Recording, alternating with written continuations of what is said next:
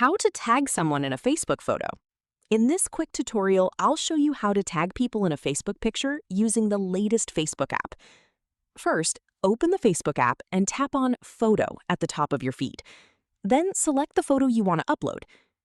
After selecting the photo, you'll see the Tag People option at the bottom of the screen. Tap on it, then choose Tag Someone.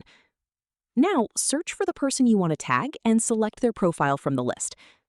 Once you've added the tag, tap the back arrow to return to the post screen. From here, tap Next and make any additional changes if needed, such as adding a caption.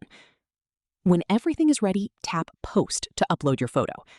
The person you've tagged will receive a notification letting them know they've been tagged in the picture.